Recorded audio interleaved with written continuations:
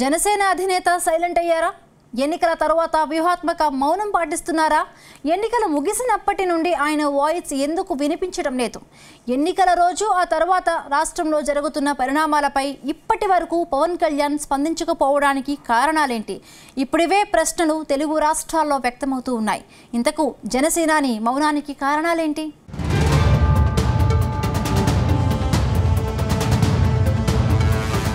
ఆంధ్రప్రదేశ్లో మే 13న ఎన్నికలు ముగిశాయి. అప్పటి నుంచి జనసేన పవన్ కళ్యాణ్ మాట వినిపించటం లేదు. ఆయన నుంచి ఒక్క ప్రకటన కూడా వెలువడకపోవడం అభిమానుల్లో ఆశ్చర్యాన్ని కలిగిస్తోంది. ఎన్నికల రోజు ఆ తర్వాత ఏపీలో అత్యంత కీలక పరిణామాలు జరిగాయి. అయినా వాటిపై పవన్ మౌనం వహించారు. జనసేన అధినేత సైలెంట్ అయిపోయారు.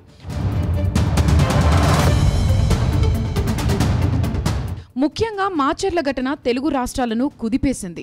పిన్నెల్లి ఎన్నికల బూత్లోకి వెళ్లి ఈవీఎంను ధ్వంసం చేసిన ఘటనపై తీవ్ర దుమారం చెలరేగింది. ఈ నేపథ్యంలోనే ఇటు ఈసీ ఈ ఘటనపై తీవ్రంగా స్పందించింది. పిన్నెల్లి కోసం పోలీసులు వేటను ప్రారంభించారు. పిన్నెల్లి తన తరపు లాయర్ల ద్వారా కోర్టుకు వెళ్లి మధ్యంతర బెయిల్ను తెచ్చుకున్నాడు. దీనిపై ఇటు రాజకీయాల్లో తీవ్ర వివాదాస్పదంగా మారింది. టీడీపీ దీనిపై తీవ్రంగా పరిగణించింది. జనసేనకు మిత్రపక్షమైన టీడీపీ నేతలపైన దాడులు జరిగినట్లు ఆరోపణలు వచ్చాయి.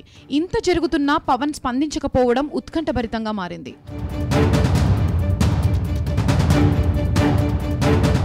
మరోవైపు అల్లు అర్జున్ ఎన్నికల ప్రచారంలో పాల్గొనడం కూడా రచ్చకు దారితీసింది.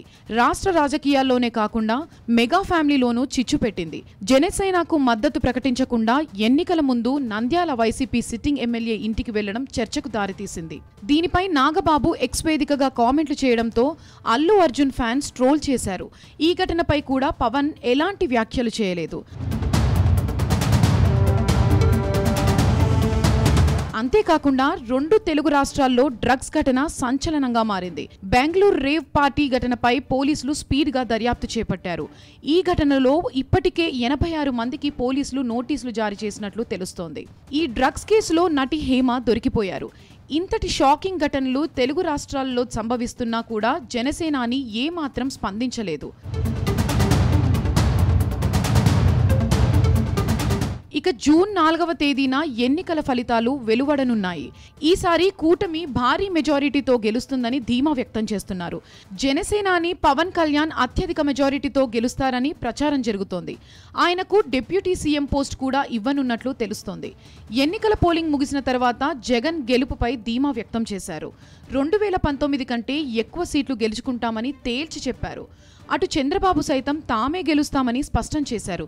అయితే పవన్ కళ్యాణ్ మాత్రం ఎన్నికల ఫలితాలపై పెద్దగా స్పందించలేదు. వారణాసిలో ప్రధాని మోదీ నామినేషన్లో పాల్గొనేందుకు వెళ్లిన సందర్భంగా మీడియా అడిగిన ప్రశ్నకు మాత్రం ఏపీలో కూటమిదే విజయం అంటూ వ్యాఖ్యానించారు. అంతకు మించి ప్రత్యేక ప్రకటనలు ఏమీ చేయలేదు.